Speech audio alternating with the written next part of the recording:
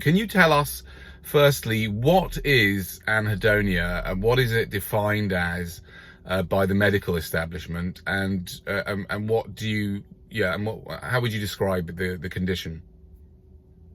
Anhedonia is a condition where you are not stimulated by normal activities. Right. Okay. So you derive no joy from normal activities. Right. When you say normal activities, can you give me some examples? The activities that are considered normal in popular culture. Right. Football, sports, theatre, going out to eat in restaurants. Pubs, clubs, nightclubs. Everything that, basically shops, everything that everyone shopping, else gets joy from. Shopping. Pubs, shopping, yes. Yeah. None of the popular activities. Right. Give any joy at all. Going on Instagram or Facebook or social media? Yes, exactly. Nothing. All of the above. Nothing. Right. Not a thing, not a sausage. Right. And is that what you experience? That's what I experience myself, yes. Yeah. Would it be basically true to say that you're just absolutely fundamentally not impressed by anything? Would that be a good way of describing it? Unmoved, yeah. By popular culture. But unmoved by popular culture. But am I right in saying, because like in relationship to what we've been going through in the past year, would you also say that you're not even impressed by the virus itself? Not impressed whatsoever. Not at all. I don't think many people are, unless they completely believe in the party line about the virus. Right. It's hardly a pandemic. Right. So it's like it's not making any impression on the numbers, is it? Not at all. The numbers. I mean, the numbers are, the numbers are quite unimpressive. In other words, would you say that you're quite unimpressed by the rampant reproduction that's still going on? What do you think about that? The rampant reproduction? Yeah. That's a consequence of hedonism. That would cease if more people were anhedonic. Right. So they're not. Because you're just not impressed by sex. You're not impressed by relationships. Exactly. Is that right? Relationships. Exactly.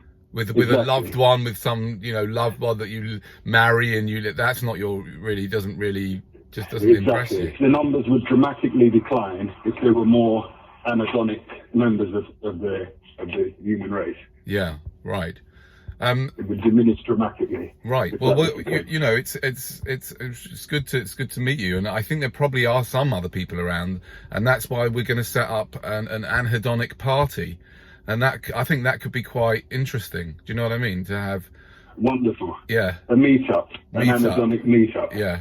Of people who can they can compete with each other, how unimpressed they are with everything.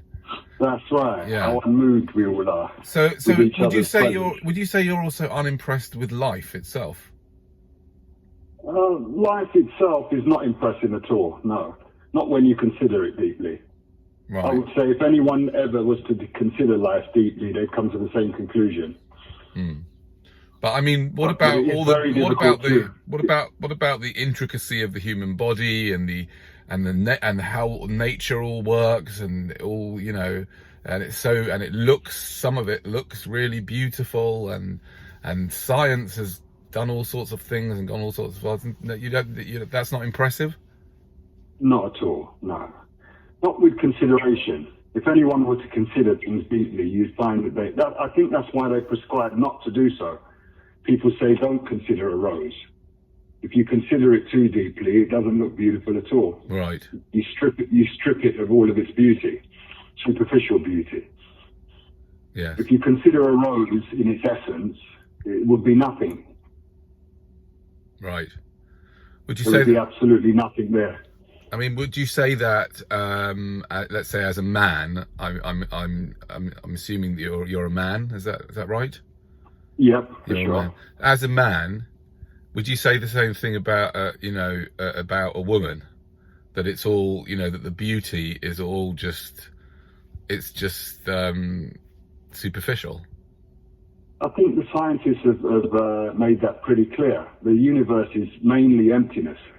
I think it's 99. There's a Deepak Chopra video that I think you yourself passed to me a few days ago to look at. Right. And in that video, he explains that the universe is 99.9% nothing, emptiness.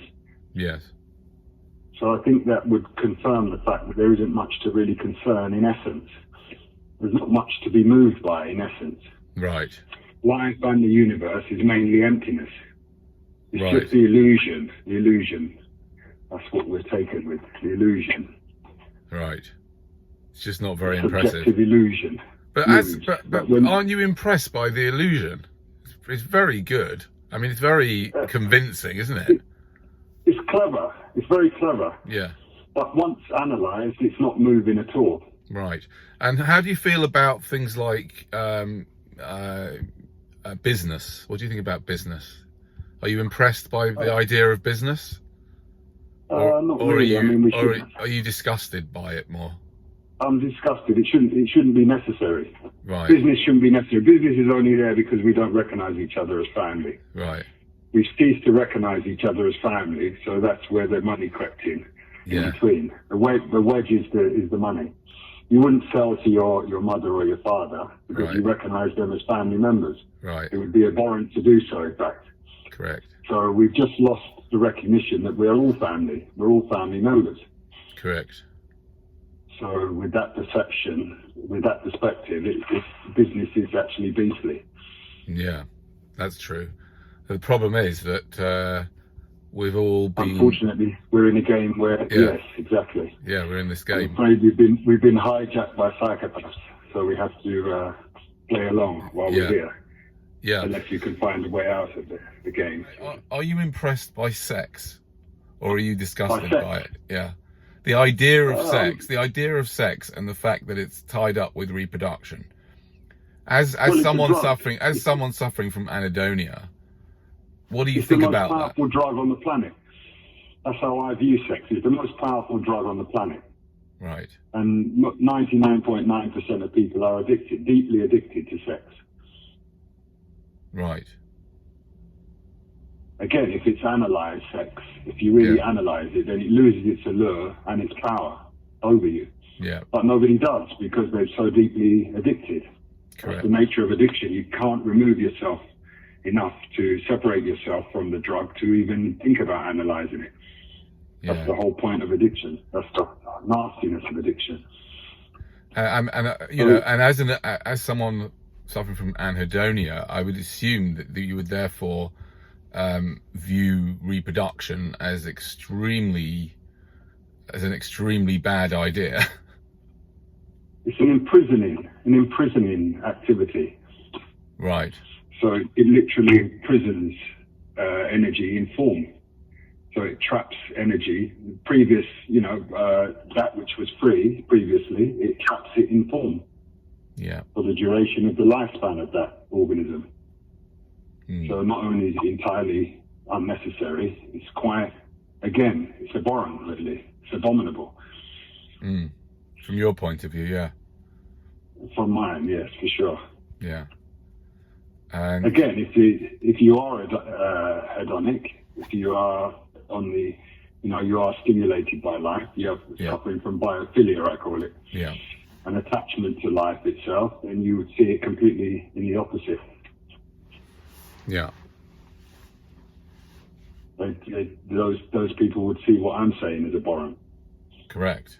Yeah, I mean, anyone who thinks it's abhorrent to have children, that idea is going to be, to some people, that idea is abhorrent. It's no use trying to take heroin from an addict, you see. You can't. If you try to, then they think that you're the worst person in the world for depriving them of their lovely feeling. Right. It's exactly the same, no difference. From an addict's point of view, not to have drugs is disgusting. They just can't feel right without the drug. Same as the sex. If you deny someone sex, who's addicted to sex, disgusting. They just can't make do without the drug. It's exactly the same. Yes. And of course, the drug that nobody's talking about has the most dangerous, repercussions. taking that drug. We know that taking heroin has dangerous repercussions for many. I've never taken it, but I'm sure that it has dangerous repercussions for many. I'm sure some it doesn't, but I think probably for many. Wonderful feeling. That's the insidiousness of that drug. Yeah, I know, but it's a wonderful feeling. But for many, that getting involved with that drug can be very damaging in the end. Right? Of course. Well, it's deadly. So it's deadly, right? But the getting involved, but it's getting involved with the with the love drug, the sex drug. That is, that the possible consequences of that, of reproduction, is just, it's crazy. It's just crazy that it's like that. Again, only when considered. Yeah. So if not considered, then it's wonderful. It can be perceived as wonderful. If it's not considered, there's a bias towards the beauty or the positive aspects of being and reproduction. The love of the cuddly little baby, the joy of the laughter of your child, his first kick of a football, etc. But the long-term ramifications are not considered, you see. The cancer, the brain tumor, the stress, the depression, the suicide, etc., etc. Yeah. If you consider it in whole, I think, as a whole, you'll find that the good does not outweigh the bad. And of course, you never know what kind of bad is going to happen when. Yeah. And it could happen to anyone at any time. The worst bad is that the child is not asked to be here.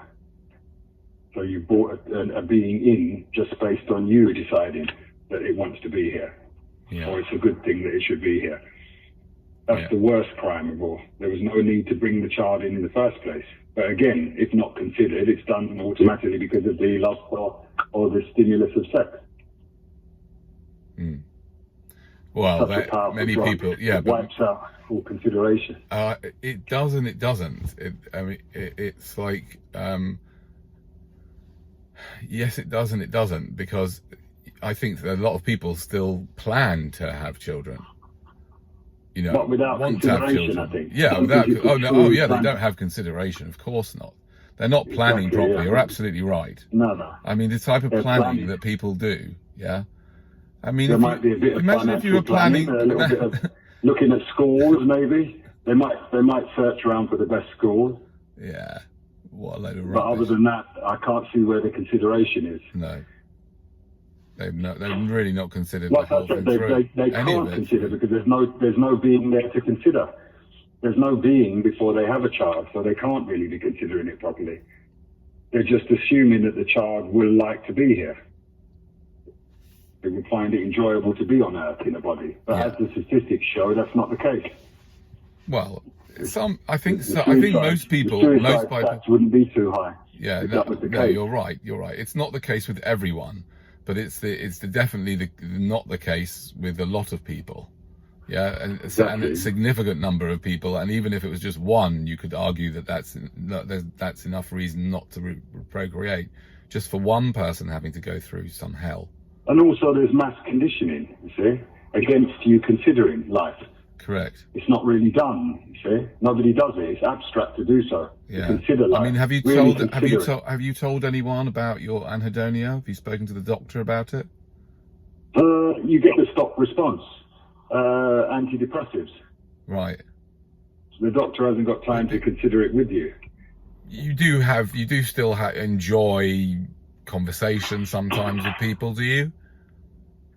I wouldn't say enjoy, but it's necessary. Really? Okay. There's no other way to I won't take that. yourself. I won't take that personally, by the way. It should not be taken personally. And you do also enjoy. If I didn't have this condition, then it should be taken personally. That also is. I think you also quite like sort of hanging out with your computer, don't you? The computer's very good because there's no pressure. Yeah, exactly. And it gives you exactly what you're looking for. Exactly. It's Perfect. You see? Yeah. Exactly what you're looking for. So much better every than time. so much better than a wife, for example, or a husband. Oh, yeah, for sure. Oh. Absolutely. Yeah. Unless, again, you're needing something else in life. That's right. Something that the computer can't give you. Yeah. Which is probably the Human case touch. Human touch. in most cases. Yeah. Human touch. Cuddles, kisses, Yeah. and of course the old That's what mine is into. the drug we've been talking about. Yeah. Sex. The hairy hole. Yeah. That's the requirement, and the computer won't be much use to you. That's the main requirement. Cuddles, kisses, and the hairy hole. I'm afraid it can't help you in those three departments. But it is a wonderful companion if you just need information. Correct. Absolutely And a man beautiful. with your condition of anhedonia, you don't need that, do you? You don't need the Exactly. So cuddles. it's perfect. Perfect companion. Do you like cuddles at all? They're unnecessary for me. Absolutely unnecessary. Right. I can't see the point of them at all. It's a strange ritual. Oh, it's nice. It's nice. I like it. Maybe when we were babies and we couldn't walk, there was a necessity to be cuddled and lifted up because the legs weren't functioning. But after that period, I can't really see the need for it. Right. I think it's something like an appendix. It's there, Right. and you live with it. From my point of view, you live with it, Right. but it's really not necessary at all. If they were to remove that, you'd still function absolutely fine. Right. That's how I view cuddles. Fair There's enough. absolutely no point of them. But it's a ritual that people seem to find pleasing Yeah. past infancy, so they carry it on. So, anyway, I would like to wrap up our conversation regarding anhedonia. It's been really interesting to hear what it's like to have anhedonia. How do you deal with your anhedonia? What do you kind of, Or just to accept it as normal. Right. There's no dealing with it. You just accept it as normal, Yeah. as anyone else would of their moods. Right. They would accept them as normal. I suppose. Unless you're suicidal, and unless those Right. people who are suicidal, they have a conflict. That's what causes the suicidal feeling. Yeah. They can't accept their feelings as normal. So they spiral into despair and Right. they end up ending it all. But there's no need if you can just accept your moods as normal. Just accept them as normal, even if they're not popular, even if they're not mainstream, or there's not many people around who are the same as you. Just accept your condition as normal. And then it ceases to be a disease or a disorder. Don't forget somebody's telling you from outside that there's something wrong with you. Yeah? Maybe Right. that's the cause of the problem. If nobody was telling you outside there was something wrong with you, maybe it wouldn't feel as bad. Yes. If everybody tells you there's something wrong, then you start to believe it. That's So I simply just live with it as if it's normal. right. I can't see how, to me, everyone else it seems abnormal. I can't, when I watch people laughing and jumping and being stimulated by things, it seems Right. quite juvenile to me. Right. I can't understand why they haven't kind of, like you do when you're young, you play with little toys, and then later you don't even look at those toys, you don't even think of them. Right. The little toys that we had, where's that toys? I wonder if anyone's kept their toys and still plays with them. Are you impressed by lockdown? Impressed by lockdown. Yeah. I'm impressed that they've managed to get away with making it happen. Yeah. It's That's quite amazing. impressive, but then again, it's not impressive because, as I said, it's primate. Most people are no different to primates, so they need they need an alpha, Yeah. need an alpha chimp to Yeah. tell them what to do. Right. They don't think for themselves, so therefore, it's quite normal that this would happen. So the alpha's spoken, and the beta, so to speak, they obey. Yeah. Quite normal in any primate societies. You have an alpha, and the rest of them toe the line. So that's what's going on, even if it's not reasonable. Right. So there's not enough cerebral power to resist or But- to object. But when you look back, let's say, but as someone with anhedonia, when you look back at what what people have not done in the past year. Yes. Right. From your point of view, if I want to, I'll suggest a few. From your point of view, almost all of that activity was just frivolous, silliness, wasteful, and Right. what's the problem that this lockdown is like has managed to like curb 90% It's more normal than it's ever been of from the my monkey point of view. business. Yeah. It's more normal than it's ever been. These things should never have been going on in the first place. So to me, it's completely flipped the script. It's wonderful. I think this is the best time we've ever had. And look what they say regarding the planet and consumption and everything, reduced dramatically. Yeah. So isn't that what everyone seems to be talking about? The climate people, eco people, and everything. They seem to want everything to cease and to return to normal, nature to restore and repair. And well, this is it. This is how you do it. I've been saying this for decades. Boycott. I was crying out for boycott. No chance of anyone listening. So this is absolutely fantastic. From my point of view, if you want to reverse things, this is the way to do it. Cease consuming. Cease running around. Cease going to bars. Cease going to pubs. Cease going to nightclubs. Stay in. Go for a walk. Enjoy your own where you are, exactly, instead of going on a plane to go and do the same thing you do when you're right here, or you could do when you're right here. If you walk with mindfulness exactly where you are, it's like being on holiday. It's wonderful. So why need to get on a plane and change the stage set, so to speak, just to have a walk and find that amazing? It's just a change of the set. That's all. You're still there in your skin, walking. So what's really changed? Apart from the fact that you've been conned into believing that place is special. Yeah. That place is fantastic, wonderful. How about changing your head? Put a different head on and walk down your street. And that would be fantastic. Imagine someone who's never been to UK come into your house. Someone in the third world who's no chance of them ever getting to the UK. Imagine them coming over, you pay for them a trip to come over to UK. It'd be Shangri-La itself they'd come to. That's just your house. Whoever you are, in the UK, even if it's a council flat you're living in. Imagine the poor person from the third world, you paying for their trip to come over to your council flat for a week. It'd be like going to Shangri-La itself, like heaven. Wonderful. Running water, abundant food, stores, cathedrals full of food of all kinds. Can you imagine that? You've never been out of your village in a third world country. Never. And then someone pays for a ticket. Oh, okay, you'd like to come over to UK? Yeah, okay, come. And you pay it, and they come over to your council flat. So this is what people need to do. Screw on that head. Screw on the head of the guy. See, who's in that village in the third world. Try to keep that head on for a week or two, and you'll see what I mean.